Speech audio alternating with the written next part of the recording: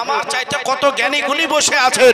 আজি জানি মোহতারাম, আমরা সবাইকে একই সঙ্গে দর্শন করছি, আমরা দেখতে আছি আলেম ওলামার চেহারা জিয়ারত করা জায়েজ লেখা আছে, আলেম ওলামার হাতে চুমা দেওয়া জায়েজ লেখা আছে, মা বাপের হাতে চুমা দেওয়া জায়েজ। আজকে বাবাজি ভাইরা স্বামীর হাতে আপন বিবি চুমা খাবে, চুমা দেওয়া জায়েজ, তার কদমে কদম বসি করবে, কদম বসি করা জায়েজ। ও বাপজি ভাইরা আমার, এইভাবে পীর ও মুর্শিদ আছে, তাদের হাতে চুমা খান, চুমা খাওয়া জায়েজ।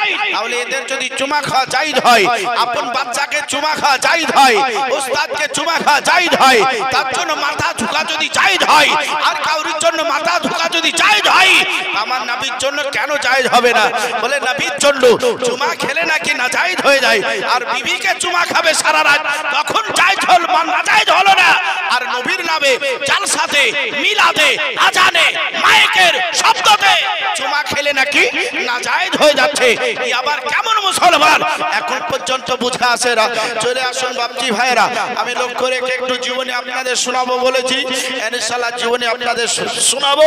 তবে মায়েরা সামনে অনেক জায়গা আছে, একটু সামনের দিকে চলে আসো মা বোনেরা, আপনি চলে ওই আপেল ওদেরকে সামনে পাঠাই দাও, সব সামনে সামনের দিকে চলে আসুন। একবার দরুদ পড়েন, আল্লাহুম্মা সাল্লি আলা সাইয়্যিদিনা মাওলানা মুহাম্মদ ওয়া আলা আলি সাইয়্যিদিনা মাওলানা মুহাম্মদ। সোনার মদিনা আমার প্রাণের মদিনা, সব ভুলেব কিন্তু তোমায় বলতে পারে না। সোনার মদিনা আমার প্রাণের মদিনা, সব ভুলেব কিন্তু তোমায় বলতে পারে না। ভুলিনি ভুলবো না বলতে পারি না, সব ভুলেব কিন্তু তোমায় বলতে পারে না, সব ভুলেব কিন্তু তোমায় বলতে পারে না। সব নামে তুমি ছিলে অলক্ষণে দে, মরাই বরা তো যে ছিল তোমার পরিবে। সব নামে তুমি ছিলে অলক্ষণে দে, সব নামে তুমি ছিলে অলক্ষণে দে, মরা মরা তো যে ছিল তোমার পরিবে। তোমার বুকে নবীর কথা লেখা তুমি ধন্য মদিনা, স্বপ্নে কিন্তু তোমায় বলতে পারে না, স্বপ্নে কিন্তু তোমায় বলতে পারে না। ভুলিনি ভুলবো না বলতে পারি না, স্বপ্নে কিন্তু তোমায় বলতে পারে না। জান্নাতের ওই বাগান নবী তোমায় বলেছে, খাক সে ফরিয়াদিকারী তোমায় করেছে। জান্নাতের ওই বাগান নবী তোমায় বলেছে, জান্নাতের ওই বাগান নবী তোমায় বলেছে, খাক সে ফরিয়াদিকারী তোমায় করেছে। তোমার বুকে প্রবাহিত নূরের ঝরনা, স্বপ্নে কিন্তু তোমায় বলতে পারে না, স্বপ্নে কিন্তু তোমায় বলতে পারে না। বলিনি ভুলবো না বলতে পারি না, স্বপ্নে কিন্তু তোমায় বলতে পারি না। আল্লাহুম্মা সাল্লি আলা সাইয়্যিদিনা মাওলানা মুহাম্মদ ওয়া আলা আলি সাইয়্যিদিনা মাওলানা মুহাম্মদ সাল্লাল্লাহু তাআলা আলাইহি ওয়াসাল্লাম। তো বিরাদার মুআজ্জাজ সাবিরে কিরাম, আমরা নবীর নাম শুনে মোহব্বতে আমরা চুমা খাচ্ছি, চোখে লাগাচ্ছি নাকি? বলছি ভাইরা আমার, একটা কিতাবের নাম হচ্ছে সাদা বাহারে তাকরীর, কিতাবটার লেখক হচ্ছে মাওলানা ইসমাইল দেহলভী। এই দেওবন্দের একটা মাওলানা, এই সদাবাহারে তাকরীর এই কিতাবটা একটা নয় দুইটা নয় 29টা মুফতি মিলে কিতাবটাকে সার্টিফাই করেছে যে কিতাবের মধ্যে যাহা কিছু আছে সবই সঠিক। এটা তারা সার্টিফাই করে বাজারে ছড়িয়ে দিয়েছে। তো এই কিতাবের মধ্যে বলছে যে নবীর নাম শুনে যে চুমা খেয়ে চোখে লাগালো না সেই ব্যক্তি সবচাইতে বড় কৃপণ ব্যক্তি, কাঞ্জুস ব্যক্তি। কাঞ্জুস কাকে বলে জানেন? কাঞ্জুস জানেন কাকে বলে? কাঞ্জুস একটা রাজা ছিল, একটা রাজা। তো রাজা আর প্রজাকে বলেছে যে বাজার থেকে একটা বাতাসা কিনে নিয়ে আয়। কাঞ্জুস কাকে বলে দেখেন? বাজার থেকে একটা বাতাসা কিনে নিয়ে আয়। তো বাজার থেকে একটা 10 পয়সা দিয়ে বাতাসা কিনে নিয়েছে, একটা বাতাসা। তো বাতাসাটা রাজা দেখে বলছে যে এখন ওকে করবো না, এক কাজ কর, বাতাসাটাকে ঘরে রেখে আয়। তো কোথায় রাখবো? তো ঘরে গিয়ে বাবাজি ভাইরা টাকে রেখে দিয়েছে। টাক বুঝেন? টাকে রেখে দিয়েছে। তো টাকে যখন রেখে দিল, তো আচ্ছা বলেন তো মিঠা জিনিস যদি থাকে কোনো জায়গায় আগে টের পাবে কে? পিঁপড়া, পিপিলিকা, পিঁপড়া। তো পিঁপড়ার মধ্যে বিভিন্ন পিঁপড়া আছে না, ছোট বড়। আমরা ওই বড় গুলাকে, পাছা মোটা গুলাকে ডাইয়া বলি। আপনারা কি বলেন বলতে পারবো না। তো বাবুজি ভাইরা কালো কালো পিঁপড়া বড়, এ বাবুজি ভাইরা আসার পরে বাতাসাটা কিন্তু খেতে শুরু করেছে। বেশ কয়েক জায়গা খাওয়া হয়ে গেছে অলরেডি। রাজার হঠাৎ মনে পড়েছে যে আরে বাতাসা তো কিনলাম, তো বাতাসা তো খাওয়াই হলো না। তো এখন যাই, যাওয়ার পর বাতাসাটাকে খায় আর না খায় একবার দেখে আসি। বাতাসার কাছে এসেছে, তো বাতাসার পর একটা পিঁপড়া বসে আছে। রাজা বলছে আমি বাতাসা দেখে দেখে পেট ভরাচ্ছি, পয়সা খরচ করি নাই। ওটা দেখে দেখে আমি ভাবছিলাম এক আধ মাস যদি যাই তো ভালো হয়, আর এই সুযোগে তুই খাচ্ছিস, থাম তোর ব্যবস্থা করছি। আর প্রজা কইছে ওই বাতাসার উপর একটা পিঁপড়া আছে, ওই পিঁপড়াটাকে ধরে নিয়ে আয়। কি করবে? তো লিয়াই, তো লিয়ে আসলো, বলে এক গ্লাস পানি লিয়াই। পানি নিয়ে আসার পরে বলছে বাতাসা, বাতাসা পিঁপড়াতে খেয়েছে আর যত খাবারের মাল আর ওই পাছাটার কাছে ভরা আছে। বুঝার পাছাটা টিপে গ্লাসে দিয়ে দে, ওটা খাইয়ে দে, পয়সা খরচ করবে না জি। এ হচ্ছে কঞ্জুস ব্যক্তি। তো এইরকমই যারা নবীর নাম শুনে চুমাকে চোখে লাগালো না, এ হচ্ছে সবচাইতে বড় কঞ্জুস, কৃপণ ব্যক্তি, কিপটা ব্যক্তি। এটা কার কিতাব থেকে আমি প্রমাণ করলাম? জোরে বলেন না, বলতে ভয় লাগছে। বলছে মৌলভী সাহেব জালসাতি মশাল হয় গো, বাকি জালসা চলে গেলে সব এক কাপি চলে না, এক কাপি সব চলে। তাহলে জালসাতে অত কষ্ট করে দেশ বিদেশ থেকে বক্তায় না লাভ কি? ইমাম সাহেবকে দিয়ে তো উরুস মানা হয়ে যেত, হতো না? ইমামকে দিয়ে হয়ে যেত, মৌলানা শামসুদ্দিন সাহেবকে দিয়ে হয়ে যেত। বলে এত বড় প্যান্ডেল টাঙারও দরকার নাই, মাইকো হাড্ডা হাড্ডি দেওয়ার দরকার নাই, মাজারে আসো, আউযুবিল্লাহ বিসমিল্লাহ পড়ো আর হাত তুলে দোয়া খেয়ে দাও, চা এক হাত পাতলা খিচুড়ি হয়েছে, সবাই মিলে ভাগ বাটরা খেলে বাড়ি চলে যাও। কি উরুস মানা হতো না? আরাম করে হয়ে যেত। বাবজি ভাইরা উরুস মানাচ্ছেন, মানান, মানা তো জায়েজ আছে। কয়েকটা কিতাবের নাম আমি বলবো। আমার মুসলমান শোনো, এই যে আল্লাহর ওলির মাজার, এই যে মাজারটা কত সুন্দর আপনারা করছেন। গম্বুজ তৈরি করতে হবে, বজওয়ারে গ্রিল করতে হবে, ভালো করে যত্ন সহকারে রাখতে হবে যাতে কুকুর শিয়াল উঠে না যায়, তার ব্যবস্থা করতে হবে। এবং কিছু মেহমান আসলে পারে মেহমান খানা তৈরি করতে হবে, ঘর তৈরি করতে হবে, তার জন্য একটা বাথরুম তৈরি করতে হবে। এগুলা অনেক কিছু বাবাজি ভাইরা প্রয়োজন আছে। আপনারা প্রত্যেক বছর টাকা দান করেন, যতদূর পারেন দান করেন।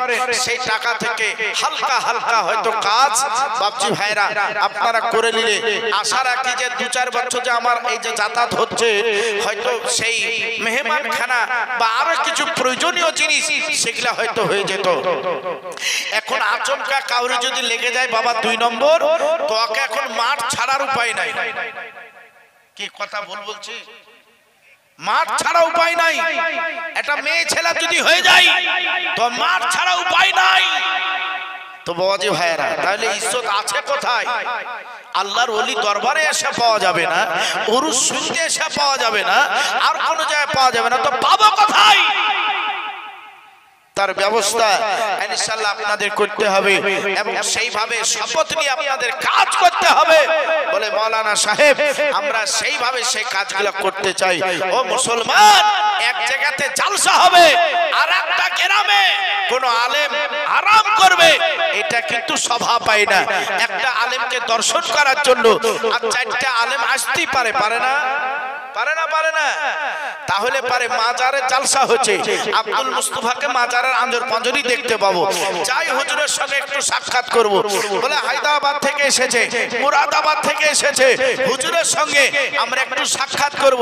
মাজারের আঞ্জর পাঞ্জর ছুটে বেড়াই, কিন্তু না এলাহাবাদ বাসীকে দেখতে পাই, না মুর্শিদাবাদের দেখতে পাই। আরে বক্তা কোথায়? বলে টাইম হলে স্টেজে চলে আসবে।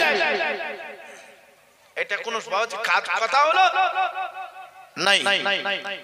এর জন্য আমরা সেইগুলা বলে থাকি বাবা। অনেক কমিটিকে শুনে খারাপ লাগে, অনেককে বাবা যে উপদেশটা ভালো লাগলে সেই কাজগুলো কিন্তু করে।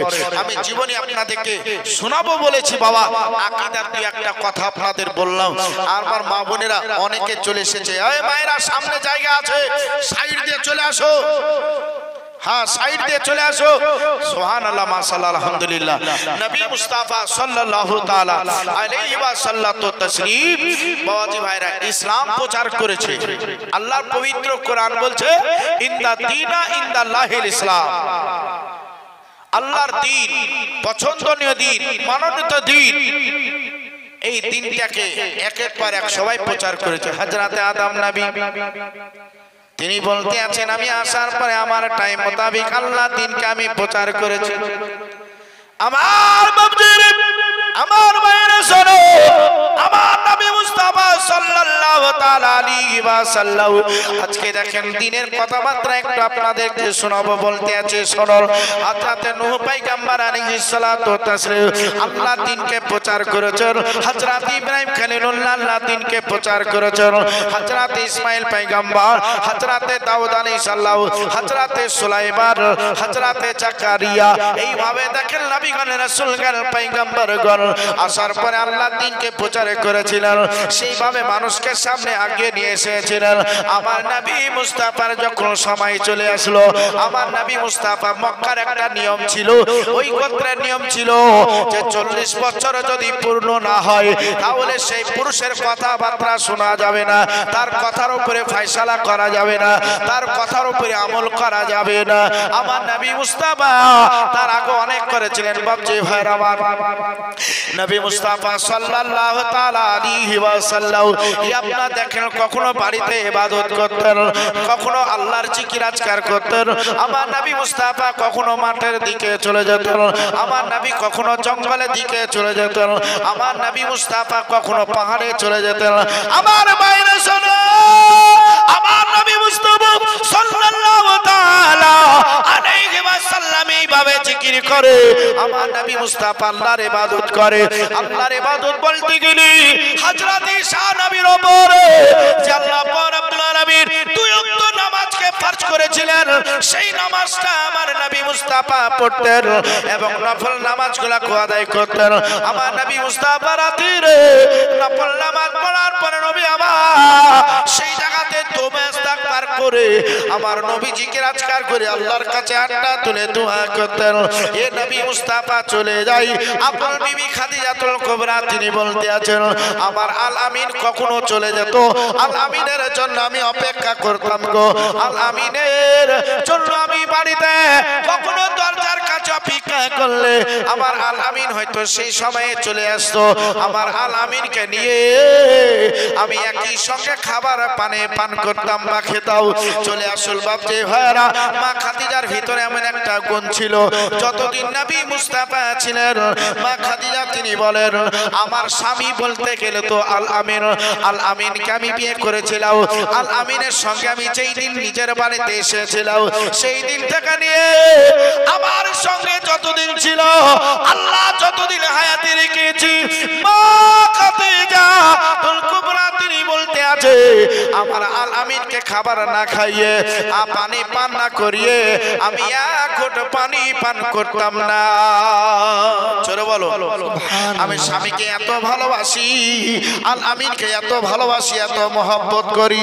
ও মায়েরা, মা খাদিজাতুল কুবরা বলতে আছেন এইভাবে একদিন চলে গেছে। আমি ওঠার পরে বিছানায় দেখি আল আমিন লাই। আল আমিনকে আমি রাস্তার আঁজর পাঁজরে দেখি, কোথাও দেখতে পাই না। আল আমিনের জন্য আমি একটু একটা জঙ্গলের দিকে একটু হালকা করে হেঁটে গিয়েছিলাম। আল আমিনের খবর সেখানে কিছুই বুঝতে পারলাম না। আমি এবার দরজার কাছে দাঁড়িয়ে, তখন ঘড়ির সময় ছিল না বাবজি, কিন্তু এখন ঘড়ি দিয়ে আপনাদেরকে একটা টাইম বুঝে একটু আলোচনা করি। মা খাদিজা বলে যখন মোটামুটি 10টা এইরকম একটা সময়, এখন আমি পানি পান করিনি, খাবার খাইনি। আমার আল আমিন কোথায় গিয়েছে? আল আমিনের খবর এখনো বুঝতে পারি না। আমার সামনে দিয়ে রে যে সমস্ত ব্যক্তিরা যাতায়াত করে, আমি তাদেরকে জিজ্ঞাসা করতে আছি, আমার আল আমিনের খবর কি বলতে পারো? মন্টু শেখ মৃত্যু হয়ে গেছে, তার তরফ থেকে ছেলে হোক বা কেউ দিয়েছে 1000 টাকা দিয়েছে, আল্লাহ কবুল করেন। ও বাবজি ভাইরা, সোনালালেরা, ইনশাআল্লাহ টাকা তো আপনারা ইনশাআল্লাহ দেবেন বাবজি ভাইরা, চাইবো বলবো, হ্যাঁ আপনাদের শুনতে হবে। তবে 5 মিনিট একটু জীবনীটাকে শোনাই দিই, ঠিক না? 5 মিনিট একটু জীবনীটা শোনাই দিই। আমার নবী মুস্তাফা সাল্লাল্লাহু তাআলা আলাইহি ওয়াসাল্লাম বাড়িতে নাই। মা খাদিজাতুল কুবরা তিনি বলেন, আমি সকাল থেকে দেখতে দেখতে বেলা 10টা হয়ে গেল। আমি খাদিজা এখনো পানি পান করিনি, খাবার পর্যন্ত খাইনি। আমার সামনে দিয়ে যেই লোকেরা বারবার যাতায়াত করে রে, আমি তাদেরকে জিজ্ঞাসা করতে আছি, ওগো মক্কার লোকেরা, তোমরা কি আমার আল আমিনের খবর দিতে পারো? বলো, আল আমিনকে কি তোমরা দেখেছো? বলো। ওই আমার সামনে দিয়ে যারা যায়, ইয়ারা আমার আল আমিনের খবর কেউ দিতে পারে না, আল আমিনের কথা তারা কেউ বলতে পারে না। এই খবরটা নিতে নিতে সেখানে ঘন্টা 2 মোটামুটি হয়ে গিয়েছিল, কারণ যে সূর্যটা তখন মাথার উপরে কাছাকাছি। মা খাদিজা দাঁড়িয়ে দাঁড়িয়ে আপনার চোখের পানি ছড়িয়ে কাঁদতে লাগলো। আমার খাদিজাতুল কুবরার সম্মুখে একজন ব্যক্তি চলে আসছে, আসার পরে বলতে আছেন, জননী আপনি কিসের জন্য চোখের পানি ঝরিয়ে কাঁদছেন? বলুন বলুন। বলতে আছেন, বাবা কি আর তোমাকে বলি, সকাল থেকে আল আমিনকে খুঁজে পায় না, আল আমিনের খবর কোনো ব্যক্তি দিতে পারে না। আবার যখন বদি কথাটা তার সম্মুখে বলা হলো, ওই জায়গায় পুরুষটা বলতে আছে, ও মা খাদিজা আল আমিন কোথায় আছে সেটা তো বলতে পারি না, তবে আল আমিনকে খুঁজে পাওয়ার একটা সুরাহা রাস্তা তোমাকে বলতে পারি। আচ্ছা বলো কি রাস্তাটা আছে বলো, আমি খাদিজা সেটা একবার চেষ্টা করে দেখি। বলতে আছেন, খাদিজা নবী মুস্তাফা যে রাস্তা দিয়ে চলো রে, সেই রাস্তাটার মাটি মুশক আম্বারের মতন খুশবু হয়ে যায়। জোরে বলো, মুশক আম্বারের মতন খুশবু হয়ে যায়। সেই মাটিটা আমার নবী মুস্তাফার আজকে টার্চ লাগাই, সেই মাটিটা এত সুন্দর সুগন্ধিত দেয়, ওটা নবী তার ছাড়া অন্য কাউরির জন্য হয় না। খাদিজা গো, তুমি এইভাবে পারলে নবী পর্যন্ত পৌঁছাতে পারো। আমার খাদিজা বলছেন, এই কথাটা বলেছো ঠিকই আছে, আমি একবার চেষ্টা করে দেখি, এটার জন্য হয়তো সময় লাগতে পারে। তার জন্য খাদিজা আপনার খাবার বদি ভাইরা রেডি করে নিলেন, মশকে পানি নিয়ে নিলেন। এবার পর্দা শুই যেমন আপনারা জালসা শোনার জন্য এসেছেন, আবার যেরকম ভাবে আপনাদের গ্রাম থেকে এই মহেশপুরের বাজারে জালসা শোনার জন্য, ওরস শোনার জন্য এসেছেন, ওই রকম ভাবে আমার খাদিজা আপনার নিজের শরীরটাকে হেঁটে সেটে দিয়ে আপনার দেখেন রাস্তা দিকে চলতে আরম্ভ করবে। কোন রেওয়ায়াত বলতে আছেন মাটিটা শুকিয়েছিলেন, আবার কোন কিতাবের মধ্যে এটাই বলেন মাটি শুনতে হয়নি, এই মাটি থেকে এমনি দেখেন খুশবু দিতেছিল। আমার খাদিজার সামনে দিকে এইভাবে আগাইতেছিলেন, আগাইতে আগাইতে যখন সামনে একটা চমনি রাস্তা দেখতে পাওয়া যায়, যেমন আপনাদের মহেশপুরের চমনি রাস্তা, এইরকমই রাস্তা যখন চলে আসলো, আমার খাদিজা কনফিউজ হয়ে যাচ্ছে কোন দিকে দিকেই বাজাবো, কোন দিকে গেলে আমার আলামিনকে খুঁজে পাবো। আমার বাপজি ভাইরা সব রাস্তায় তো মুশকে আম্বরের মতন খুশবু হচ্ছে বড় হয়। আমার খাদিজাতুল কুবরা সেখানে দাঁড়িয়ে গেলেন। খোদার কসম করে বলে আমার ভাইরা শোনো, আমার বাপজি ভাইরা শোনো, আল্লাহর কসম করে বলি মা খাদিজাতুল কুবরা বলেন আমি ওই জায়গায় দাঁড়িয়ে রে, আমার সামনে দিয়ে যে রাস্তাটা ছিল সেই রাস্তাটাই আমার নবীর ওপরে দরুদ শরীফ পাঠ করতে আছে। আজকে দেখেন মানুষ যেমন কথা বলে সেই রকম ভাবে মাটি থেকে নবীর নামে জোরে জোরে দরুদ আসতে লাগলো। আমি এবার সেই দিকে হাঁটতে আরম্ভ করলাম। আমি যখন সামনের দিকে একটু এগিয়ে গেলাম, সামনে যাওয়ার পর একটা পাহাড় দেখতে পাই। ওই পাহাড়টা মুশকে আম্বরের মতন খুশবু দেয়। ওই পাহাড়টার যেদিকে ঘুরি সব দিকেই মুশকে আম্বরের মতন খুশবু হয়ে যায়। আমি চিন্তিত আমার নবী নাকি এই পাহাড়ের মাথায় আছে। এই পাহাড়ের মাথায় আমাকে উঠে একবার দেখতে হবে, আমাকে একবার খোঁজটা লাগিয়ে দেখতে হবে নবী আমার আছে কিনা। তাই জন্য বাবাজি ভাইরা রাস্তা খুঁজলে রাস্তা দেখতে পাওয়া গেল না। রাস্তাটাই এমনি ইবড়ো কিছু পাহাড় থেকে পাথরগুলা বেড়ে আছে। ওই পাহাড়ের পাথরগুলাকে ধরে ধরে ও বোধারে খাদিজাতুল কুবরা উঠবেন, জোরে বলো। ওই পাহাড়ের পাথরগুলাকে ধরে ধরে উঠবেন। এবার দেখেন সাহস করে নিলেন, সাহস করে নেবার পরে এবার পাথরগুলাকে ধরে ধরে যখন উপর ধারে উঠতে লাগলো, কখনো বাপজি ভাইয়েরা ডান পা ফসকে যায়, আপনার হাঁটু দিয়ে পাহাড়ের গায়ে লাগিয়ে দেয়। কখনো বাম পা ফসকে গেলে আপনার বাম হাঁটু দিয়ে পাহাড়ের গায়ে লাগিয়ে দেয়। এইভাবে দেখুন বাবা যে পাহাড়টা কোন রকম ভাবে পরে উঠে গেলেন। খাদিজা বলতে আছেন আমি পাহাড়ে তো উঠে গেলাম, এবার কেমন করে নামবো সেটাও তো একটা চিন্তা। যাই হোক আমি আগে আমার আলামিনকে খুঁজে পাই কিনা। এবার দেখেন বাবাজি ভাইরা সামনে তাকাইছে, ওই জায়গাতে একটা পাতল রাস্তা দেখতে পাওয়া যায়। যেই রাস্তা দিয়ে দুইজন মানুষ একই সঙ্গে পার করা সম্ভব নয়, একই সঙ্গে বাজি যাবে না। কোন একটা মানুষ খাড়া হয়ে চললে রে সেই ব্যক্তি খাড়া হয়ে চলতে পারবে না, তাকে মাথা নিচু করে তার ভিতরে প্রবেশ করতে হবে। মা খাদিজাতুল কুবরা তিনি বলেন আমি এবার মাথাটাকে একটু নিচু করে ভিতর দ্বারে ঢুকে গেলাম। আমি এবার সামনের দিকে আগাইতে আরম্ভ করলাম, কিন্তু আর ভিতরে এত বড় গর্ত আছে আমি খাদিজা তো জানতাম না, খাদিজা আমার এটা জানা ছিল না। সেই দিনকে আমি নবী মুস্তাফা আলামিনকে খুঁজতে গিয়ে বুঝতে পেরে গেলাম। আমি যখন সেই গর্তটার মুখের কাছাকাছি হয়ে গেছি, আমার নবী মুস্তাফা সেই জায়গায় যখন একটু মুচকি হাসি আসলো, ওই গর্তটা পুরো আলায় আলাকিত হয়ে গেল। আমার আলামিনকে দেখতে পেয়ে গেলাম। জোরে বলে আবার বাপজি ভাইরা নবী মুস্তাফাকে খুঁজে পেয়ে গেলেন। নবী মুস্তাফার কাছে যাচ্ছেন তো খাদিজার চোখে পানি, আবার মা খাদিজাতুল কুবরা চোখের পানি ঝরিয়ে ঝরিয়ে কাঁদে। আমার নবী মুস্তাফা রহমতে হাত দিয়ে চোখের পানিগুলোকে মুছিয়ে দিলে। আমার নবী মুস্তাফা বলতে আছেন খাদিজা কিসের জন্য তুমি চোখের পানি ঝরিয়ে কাঁদছো বলো বলো। বলতে আছেন আলাবি আপনাকে তো মাঝে মাঝে খুঁজি কিন্তু আপনাকে পেয়ে যাই। আজকে সকাল থেকে এখন পর্যন্ত আপনাকে পাচ্ছিলাম না, এখনই পেলাম। আপনি একটু যদি আমাকে বলে আসতেন তাহলে আমার চিন্তা হতো না। আলামি সকাল থেকে হয়তো কোনো খাবার দাবার কিছুই খাওনি, তোমার জন্য আমিও খাবার পানি কিছুই খাইনি, তোমার জন্য খাবার নিয়ে এসেছি। ও আলামিন তাড়াতাড়ি আগে খাবারটা খেয়ে নিয়ে তারপরে আবার আল্লাহর ধ্যানে রত হয়ে যাও।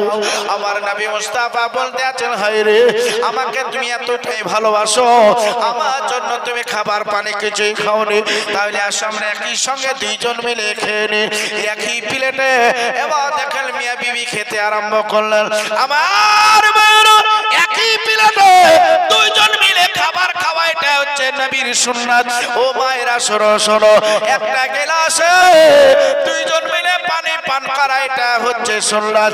বিবি যেই জায়গায় গ্লাসে মুখটা লাগাইবে সেই জায়গাতে স্বামী তুমিও লাগিয়ে পানি পান করে নাও, তাহলে তোমাদের গ্লাসের মাধ্যম দিয়ে আজকে যে মহব্বত ভালোবাসা এই রকম যদি তোমাদের সংসারের মধ্যে থাকে কোনদিন বাড়িতে মারামারি হবে না। সুবহানাল্লাহ জোরে বলে। আমার বাপজিরা শোনা লালেরা, এ মুসলমান, এই তো আমরা প্রতিদিন বকছি বাপজি ভাইরা, তাও আপনাদেরকে কিছু বলতে পারছি। আর আপনার একদিন 1 ঘন্টার জন্য একবার সুবহানাল্লাহ বলতে পারছেন না? হ্যাঁ, আজ আপনি সুবহানাল্লাহ বলবেন না, আপনার মুখটা বন্ধ রাখবেন। খোদা না খাস্তাই আল্লাহ যদি আপনার মুখটা সেইভাবে জবানটাকে খাটো করে দেয়, বন্ধ করে দেয়, তখন তো আরো বিপদে পড়ে যাবে। হ্যাঁ, কমসে কম ভিতরে যে ময়লাটা আছে সেই ময়লাটা দূর করার জন্য তো একবার বলবেন নারে তাকবীর। আল্লাহু আকবার। এইভাবে বললে ময়লা দূর কেনে আরো 4টি ময়লা জমা হবে, আপনার দ্বারা কিচ্ছু কাম হবে না।